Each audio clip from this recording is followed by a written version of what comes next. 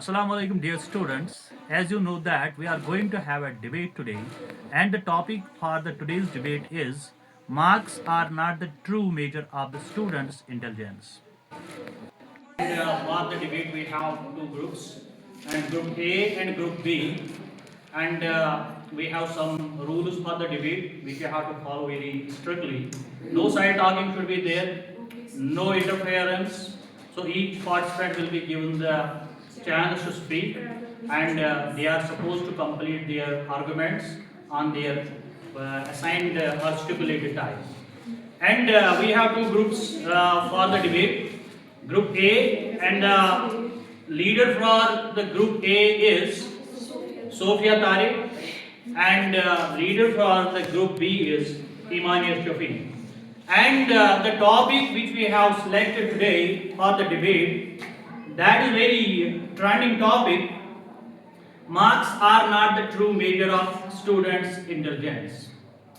And in this context, group A, which is headed by Sophia Tariq, and they are going to speak in favor of the topic. And group B, which is led by Imani Shafi, and they are going to speak against of the topic, or they are against of the motion. So, going ahead, I would like to mention the time frame for the same.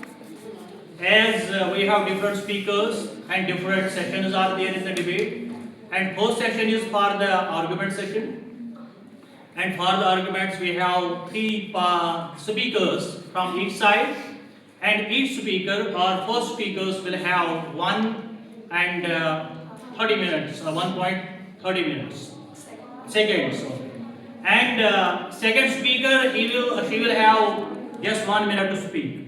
Third speaker also has 1 minute to speak. Then after the completion of the argument session, we have rebuttal session. As you know that what rebuttal is, already it is discussed, that you have to see the weak points from the groups and opposite our opponents, and then you have to speak in that. And rebuttal will be just for 1 minute from the each group. Then there will be the question answer session, and one who is going to ask the question, and they will be also given the 1 mark, this 1 minute. And audience, they will be all involved in the debate, because they will be also given the chance, and they can also ask the question to both the groups. So let us start this debate. Marks are not the measure of students' intelligence. And for the same, I would like to call upon speaker first from group A, who is going to speak in favor of the topic. So I again direct her to be very much particular in the time and complete your arguments on the time. Okay, let us start. Honorable Judge, respected teacher, respected audience, and my dear worthy opponents. Assalamu alaikum to everyone present here. Dear audience, we live in a society that does not educate minds. It calculates them. That does not nurture intelligence, it numbers it. They do not ask you who you are, only how much you scored. But if marks were the true measure of intelligence, Albert Einstein, who struggled in school and failed crucial exams, would have been discarded as useless. But he was not. Instead, the world reversed him. Science rests on his ideas and generations study his mind. If Marx defined intelligence, Rabindranath Tagore, who walked away from rigid classrooms that murdered creativity, would be labeled a failure. But he was not. Instead, he emerged as a Nobel laureate, a philosopher of freedom, and a visionary whose ideas reshaped literature, education, and a whole nation. So, dear opponents, history didn't just reject your argument, it buried it. And now, the audience, let's talk about the worst part. Consequences of this broken, outdated mindset. In India, over 13,000 students in a single year were pushed to the edge, nearly 8% of all suicide cases.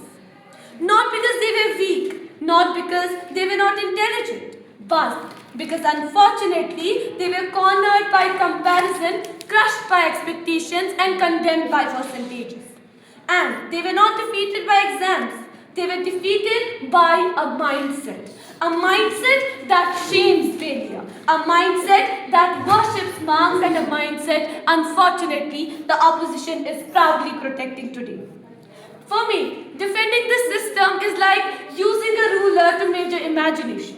It's like judging a fish for not climbing a tree. Ridiculous.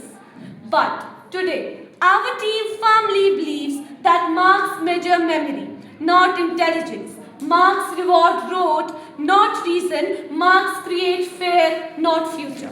So, the opponents, repeat that with me in your head. Not intelligence, not reason, not future. So yes, you can score high and still think small, and yes, you can fail an exam and still have the power to change the world. So let me make this clear. When history disapproves you, when reality exposes you, when young lives are damaged by the system you defend, sorry to say, but it's not just wrong. It is shameful for the opposition to stand here and defend this outdated, broken system. Thank you.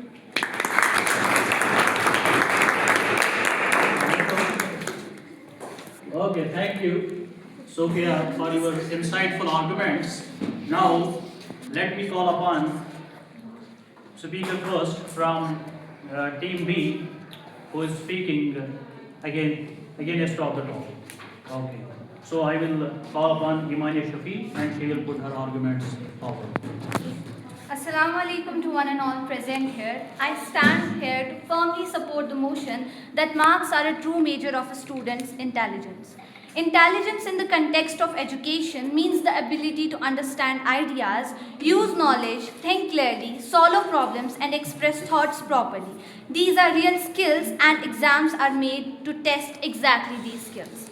My worthy opponents mentioned about scientists. First of all, I'll say that according to science.tech Wikipedia, it's written that there are no sources that will say that scientists used to be average and they used to score this and that. As it's also mentioned in that Wikipedia that Albert Einstein used to get 92 marks and always in maths and in science. Instead of focusing on a few exceptional individuals, we must judge a system by how it works for millions of students. Marks provide a fair and structured way to assess academic understanding for everyone.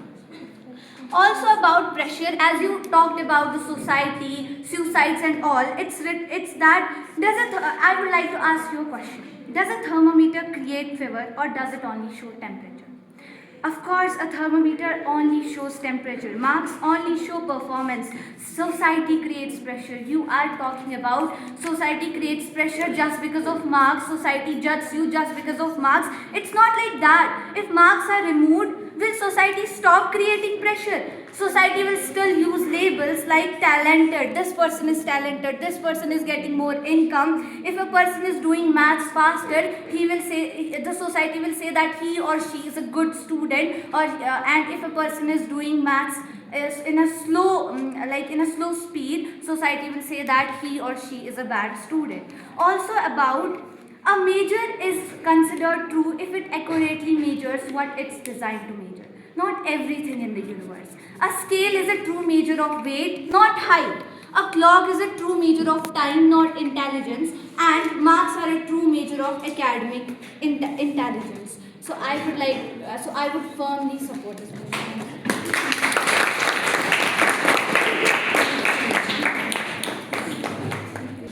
Okay, thank you, Imania, for your arguments. Now it is the turn of second speaker from Group A, and second speaker is Maliha. The opposition claims that marks are true measures of students' intelligence. But marks only show how a student performs in a limited time under pressure. They measure memory in a moment, not a mind. And that's why marks are temporary tallies. Intelligence is timeless, tireless, and transformative. Yet we live in a society addicted to scores and shallow success, where a single number is stretched again and again until it pretends to explain a whole human being. Can a 3-hour exam truly define a lifetime of intelligence? Dear audience, marks freeze a moment, intelligence unfolds through years of curiosity, confusion, and clarity. But here is a contradiction. A student is scored once and some are forever. Low marks become labels, labels become limits, and limits become life. Marks celebrate recall, not reason. They reward repetition, not reflection. They praise obedience, not originality. And the opposition wants us to believe this narrow number can measure a limitless mind. That's not logic, that's comfort. And the opposition wants us to believe this narrow number can measure a limitless mind. That's not logic, that's comfort. Intelligence can't be boxed in, grounded, or graded, and any system that tries doesn't measure minds, it misunderstands them. Thank you.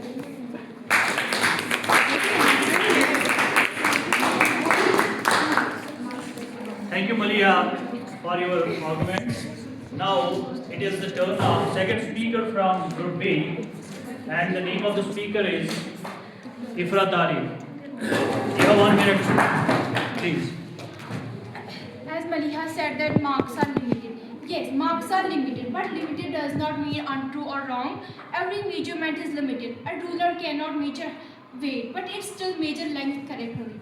Marks may not measure every type of intelligence, but they accurately measure academic intelligence. Before saying that marks do not measure intelligence, we must clearly define intelligence in education. In academics, intelligence means to test ability, logical thinking, apply knowledge correctly, and perform consistency. Marks are designed to measure exactly these abilities. Marks are not opinions, they are evidences of demonstrated learning. I am not saying marks measure every form of intelligence, but I strongly say in academic intelligence that in academic they may be measured academically.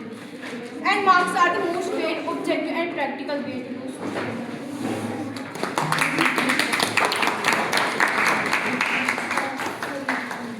For your ideas. Now it is the turn of third speaker, and the name of the speaker is Nasia Nadeem. Please stand up and present your thoughts. Respected teachers and my dear friends, Assalamu alaikum. I stand here as the third speaker to strongly support the motion that marks are not a true measure of intelligence. Human intelligence is diverse, as we all know. Some students are creative thinkers, some are problem solvers, some show leadership skills, and some have strong emotional intelligence. A single exam and a single marking system cannot measure all these abilities. Marks mostly test memory and performance on a particular day. They do not truly measure understanding, originality, creativity, or real-life problem-solving skills. Intelligence is about how a person thinks, adapts, and applies knowledge, not just how much they can write in 3 hours. If marks were the true measure of intelligence, then real-life success would depend only on exam scores. But history and reality prove otherwise. Therefore, I conclude that marks are limited indicators and cannot define diverse human intelligence. Thank you. Thank you for your insightful thoughts. Now it is the turn of third speaker from Group B, and the speaker's name is Farima. Please stand up and put forward your thoughts.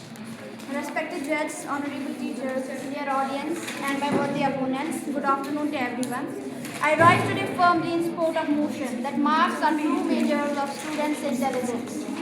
Intelligence is not just imagination or talent, but is the ability to learn, understand, apply, and perform. And that's exactly what marks measure. Marks also reflect consistency, discipline, and mental endurance. Intelligence without focus achieves nothing. Exams reward those who can think clearly. My opponents may argue that intelligence has many forms. Yes, I agree, but let's be clear. Academic intelligence is a real, essential form of intelligence, and marks are its most accurate measurement.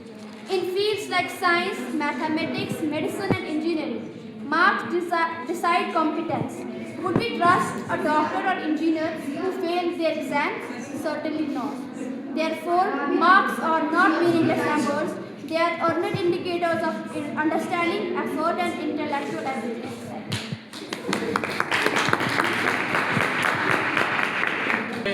Thank you for your great ideas. Now we are moving towards the next round, and that is the rebuttal round. And for the rebuttal, I would like to call the speaker from Team A, and the name of the speaker is Barika Loom. Honorable judges, respected teacher and dear audience. The opposition insists that marks measure intelligence. However, repetition isn't proof or doesn't make this statement true. It's camouflage for these reasons.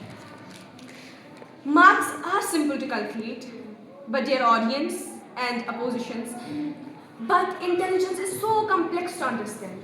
And instead of engaging with that complexity, the opposition shrinks intelligence into a number and calls it evaluation. This isn't objectivity, it's convenience. Marks may reward memory, speed, and obedience. Intelligence rewards curiosity, originality, and the courage to question. If copying answers were intelligence, I would repeat that if copying answers were intelligence, machines would outthink humans and innovators would fail. If marks truly measures intelligence, they would matter beyond the classrooms. But their opposite team, they don't. They fail. So let's clear. The opposition isn't defending intelligence. They are defending easy system, neat numbers, and false confidence. And arguments built for convenience don't deserve applause. I will repeat, they don't deserve applause. They deserve rejection. At last, I will ask you a question. Do you people really think that marks, always the toppers who get better marks, are the best thinkers and do guarantee success in life? Thank you.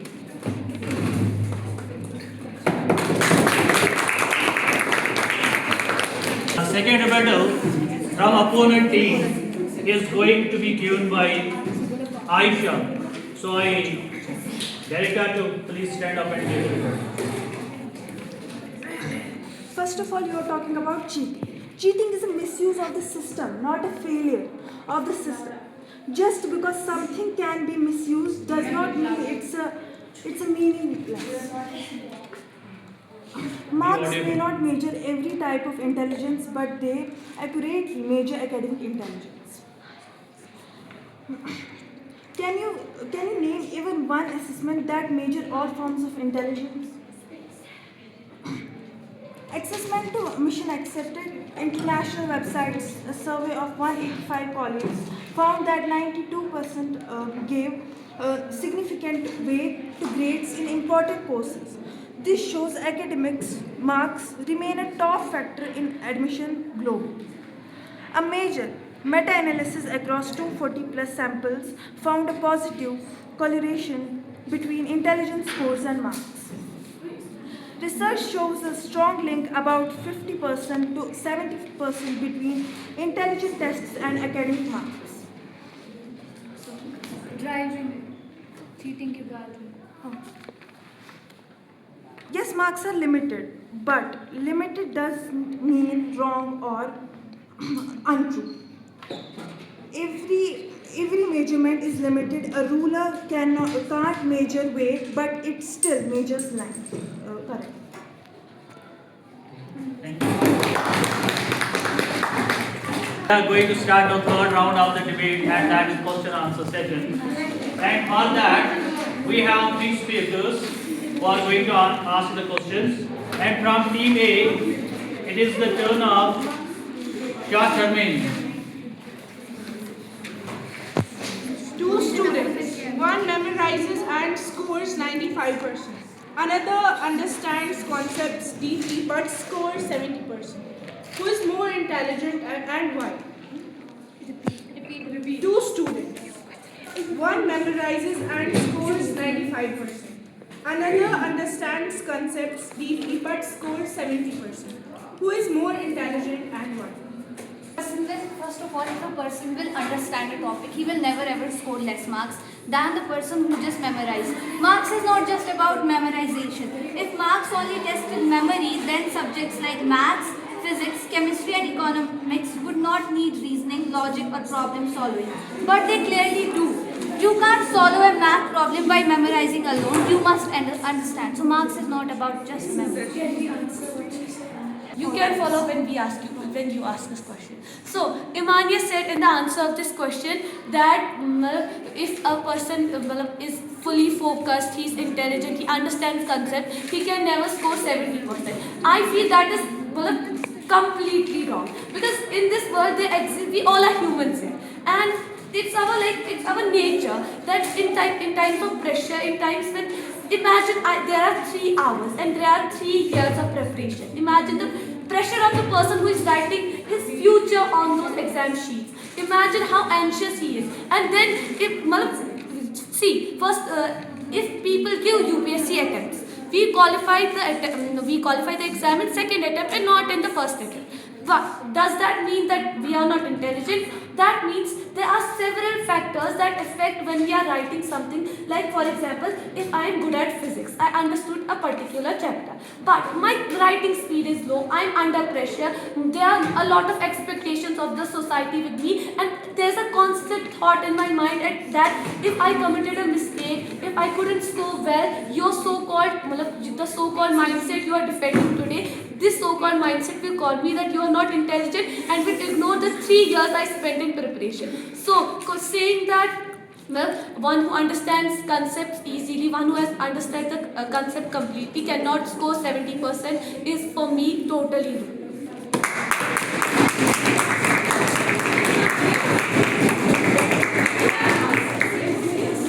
Now second who has to answer the question, it is the turn of Mantasha Naseem.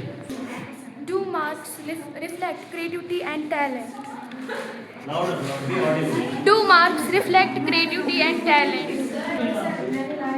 You are talking about creativity, my worthy opponent. Are you comparing creativity with intelligence? As you said about academic intelligence, you just said academic intelligence is a part of intelligence, which we also agree. Now you are saying creativity is the whole intelligence. Let me say you that there are types of intelligence. There is creative intelligence, academic intelligence, intelligence in terms of sports. So creative intelligence deals with just imagination and originality, and academic intelligence deals with logic and understanding. Will you use creativity for doing physics and all that? You will not, because in physics you need logic, not at all creativity.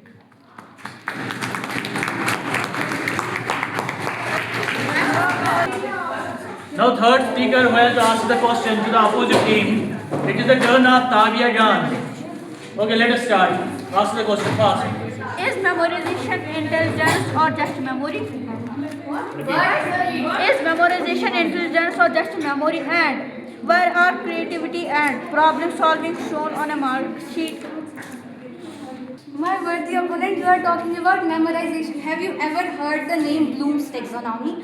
It is a large population, a large number of questions, test, application, analysis and reasoning. Where's your reasoning? Aren't we studying reasoning? Aren't we studying general knowledge? What is that? Are you only talking about memorization? If only rote was there, marks are not awarded for memory alone. They are awarded for correct application. If rote learning was enough, questions would ask right, but modern exams ask students to apply, compare, analyze and solve, which requires intelligence. Now team B is here to ask the questions, and for the same I would like to call upon Mehru. She is going to ask. If marks do not measure intelligence, why do students with consistently high marks succeed in higher studies and competitive exams? she said if marks are not the measure of students' true intelligence, then why do people who score high they like qualify competitive exams? Is that your question? The ones who qualify competitive exams, for example, if there is a doctor, someone qualified NEET, the same doctor which you call that is the someone learned a particular paragraph or someone got good marks in NEET or whatever, then why do those students fail in exams like NEET, PG, or whenever they have to pursue higher degrees like specialization in something or PGs? Why do they fail there? Now, once again, intelligence is diverse. It's not a simple thing. So, if a person was, according to you, intelligent does not evolve because you say that marks define intelligence. So, today, if in grade nursery I got 100 out of 100, that means for my entire life I am regarded as intelligent. It's just a small example. Then if I got, for example, 720 out of 720 in NEET, but I couldn't score the same in NEET PG, am I not intelligent anymore? Because that is what you believe. You believe that marks define intelligence, and for the entire lifetime, if I got full marks, I am regarded as an achiever and intelligent person for my entire lifetime. But then, where is that intelligence when we come to other areas? Judge, I just want attention also from the worthy opponents that there is an interesting irony in this debate. You argue that marks do not measure intelligence, yet you are supporting your arguments just by using the high scores, by saying that in 12th he got this marks and in NEET he didn't. The very system you criticize, you rely on that same system to validate your claims. And if it's said that this evidence is being presented because we support marks, thank you so much for your evidence, but I would like to clarify that evidence does not depend on who supports a system. Evidence must prove a point on its own. Let me call second speaker who is going to ask the question. It is the turn of Sahrish. If marks are not important, why do exams and report cards still exist worldwide?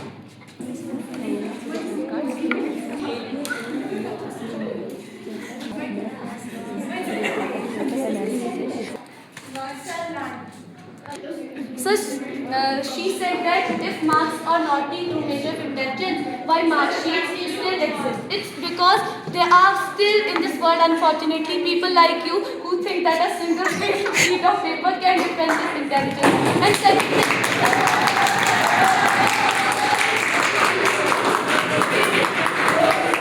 And second thing, if they say that, as she said, that evidence should be independent, you should not use our beliefs to defend what you are saying. So I'd like to say that your own team member just said in her speech that modern mark sheet have they have modern exams are questions that will tell us to analyze, that tell us to compare, and she talks about comparison and analysis. So in developed countries, unless India, in developed countries, the mark sheets, first of all, there are no exams till 5th. And still, if there are exams, they do not, like us, they do not only talk about, she got English में 80 out of 50, in maths, and they have, their mark sheet is diverse. And according to the NEP 2020, mark sheet should be of 16 pages. And it should include all the things that your system does not. Okay, fourth participant who is going to ask the question. It is the turn of Nirmal. Okay. Listen to the question. If marks are used, then what objective method do you suggest that can fairly measure academic intelligence for millions of students? Can you repeat? Yes. If marks are useless, then what objective method do you suggest that can fairly measure academic intelligence for millions of students?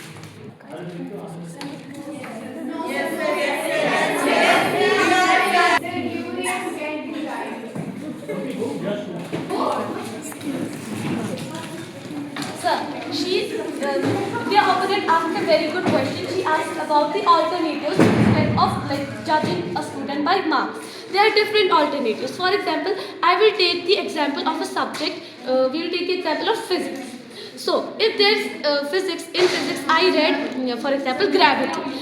If there are two students, one in exams, according to your system, the system you defend, he would have memorized the definition of gravity, the history of gravity, and all that mess, and practice 1 second and practice the diagrams. But if we find the alternative, we tell him that go and show us how this gravity works. Show us where, for example, in light we talked about angle of incidence or angle of whatever. So we tell him that go and show us. And 1 second.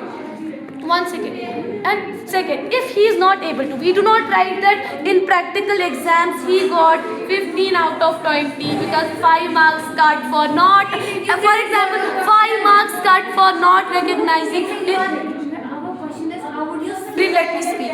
Yeah. So then we can make a card there where we can write that he's good in recognizing things, but he's not good in applying those things here, or like this. But if we make those type of cards and then show it to the universities, I think we would get better doctors and engineers, not like today's engineers who get full marks in JEE exams and then the bridge they make, they fall off the next.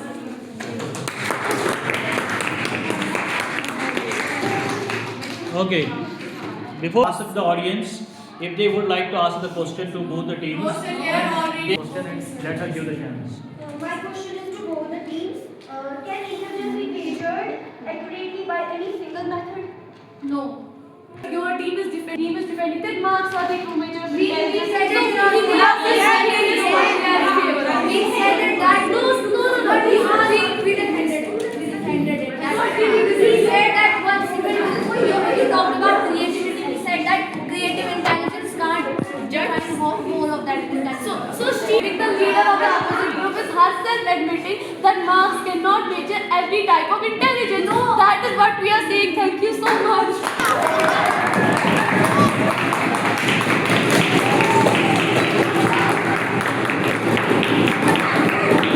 Judges.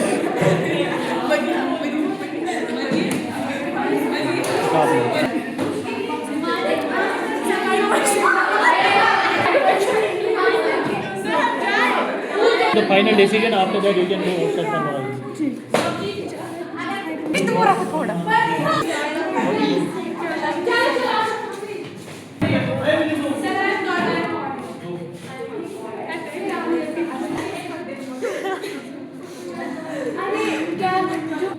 Okay, let me come to the conclusion of the debate and let me announce the results.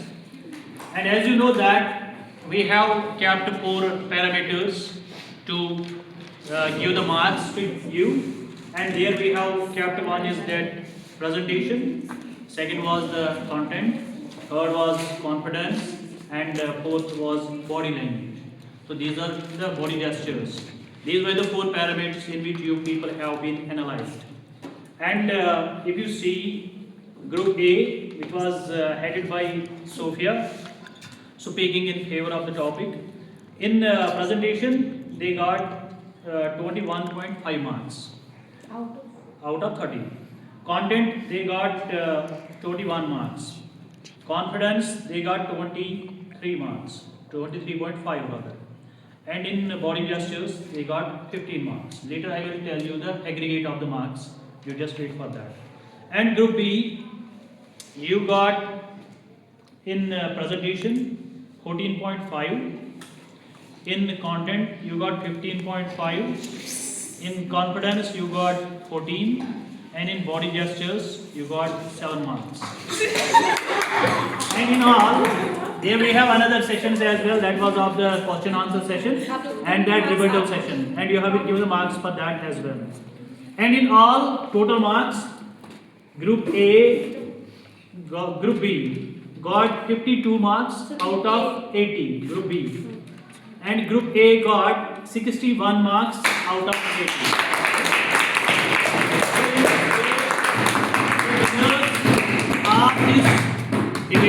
Today's debate is group A who was speaking in favor of the topic. So congratulations.